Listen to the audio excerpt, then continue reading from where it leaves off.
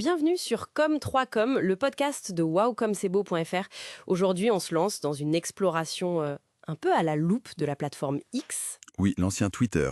Exactement. La grosse question que beaucoup se posent en 2024, est-ce que ça vaut encore le coup d'y investir pour sa com? Hmm. C'est vrai qu'avec tous les changements depuis le rachat à fin 2022, Nouveaux noms, nouvelles règles, des fonctions qui apparaissent, qui disparaissent, ça divise pas mal, hein. ah oui, clairement, les entreprises sont un peu perplexes. Alors, on a sous la main quelques points tirés d'un guide, Investir dans X en 2024, guide pragmatique. L'idée, c'est d'en tirer le jus pour voir si X, c'est une opportunité ou un pari risqué. D'accord. Bon, alors, commençons par le début. Où en est la plateforme, là, maintenant? Mais ce qui est intéressant, c'est que malgré toutes les polémiques, la base d'utilisateurs, elle reste conséquente. Ah oui, Voilà. Elon Musk parlait d'environ 600 millions d'actifs par mois en mai 2024. C'est son chiffre, hein. 600 millions, d'accord. Et géographiquement? Toujours les États-Unis en tête, hein. Plus de 106 millions. Après, tu as le Japon, l'Inde, Mhm.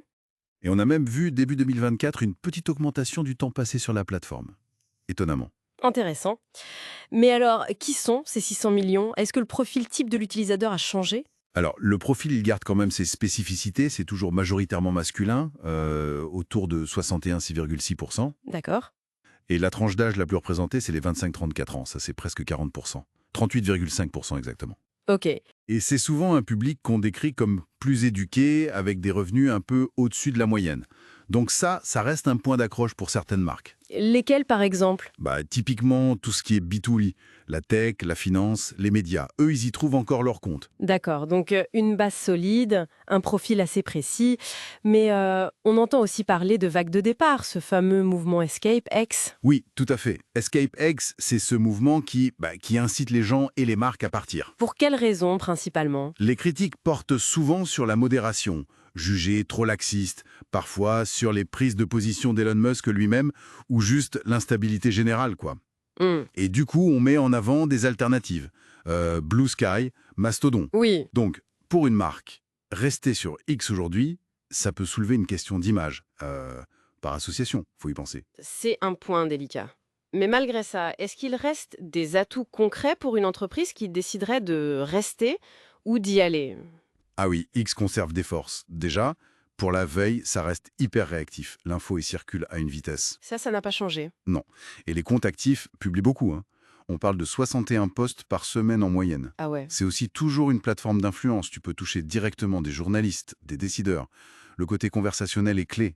Le guide mentionne que poser une question, ça augmente l'engagement de 25%. Pas mal.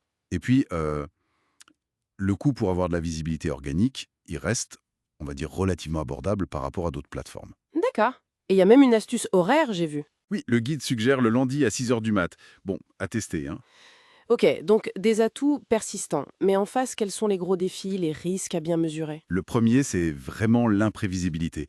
Les règles, l'algorithme, ça peut changer du jour au lendemain. C'est fatigant pour les équipes com. J'imagine. Ensuite, la brand safety, la sécurité de la marque. Le risque d'apparaître à côté de contenus, disons, problématiques. Oui, on a vu des gros annonceurs partir à cause de ça. Exactement. Certains reviennent, mais prudemment. Et enfin, l'audience elle-même. Il faut vérifier en permanence si ta cible est toujours là et surtout si elle est engagée. L'engagement avait baissé, non? Oui, il y avait eu une baisse en 2023. Ça semblerait se stabiliser un peu, mais c'est à surveiller de près. Bon alors, mettons qu'une marque décide quand même d'y aller ou de rester. Comment on fait au mieux en 2024? Quels conseils on peut donner? D'abord, faut être hyper clair sur ses objectifs. C'est pour quoi faire. De la veille, du SAV, des relations médias, générer du trafic vers son site. Faut choisir son combat. Exactement. Ensuite, adapter le contenu. X semble pousser un peu les formats plus longs maintenant, et surtout la vidéo. Ah oui, Ouais, la vidéo générerait 49% d'engagement en plus. Les images, c'est 36%. Donc, la vidéo, c'est un bon pari. d'accord. Et surtout, jouer la carte de l'authenticité et de la réactivité. Le guide dit que 77% des utilisateurs aiment les marques qui répondent. C'est énorme. Oui, la conversation avant tout. Est-ce qu'il y a des secteurs pour qui X reste quasi incontournable? Pour les médias, oui. C'est un canal de diffusion d'infos en temps réel. Pour le B2B et la tech, cet accès direct aux pros, c'est un vrai plus. Mhm. On parle de 73% des utilisateurs qui chercheraient des infos B2B. Et puis la finance, la politique, ils sont toujours très présents. Et face à ça, les alternatives, on les choisit comment? Ça dépend vraiment de ce que tu cherches. LinkedIn pour le B2B, très pro.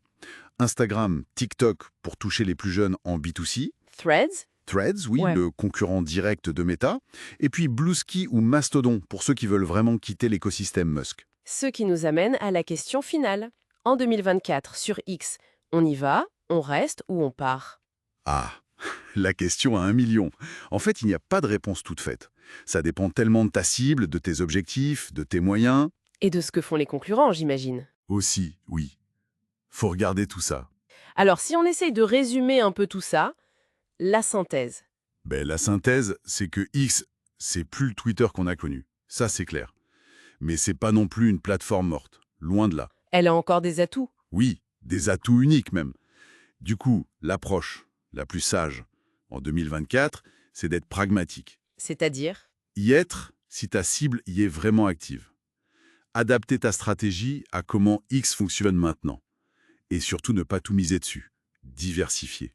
La diversification, toujours. Toujours. D'ailleurs, il y a des prévisions qui montrent une croissance des utilisateurs d'ici 2028. Donc, la plateforme ne devrait pas disparaître demain. Donc finalement, la question c'est moins faut-il y être que comment on l'utilise intelligemment dans un mix plus large. C'est exactement ça. L'intégrer judicieusement et peut-être une petite réflexion pour la route. Oui, allez. Au-delà de la stratégie des marques, comment est-ce que toute cette évolution rapide des plateformes, avec leurs règles qui changent, leurs algos, comment tout ça impacte notre façon de dialoguer publiquement et la façon dont l'info circule en fait? Vaste question. On laisse ça en suspens pour nos auditeurs. Merci beaucoup pour cet éclairage. Merci à toi. Rendez-vous au prochain épisode.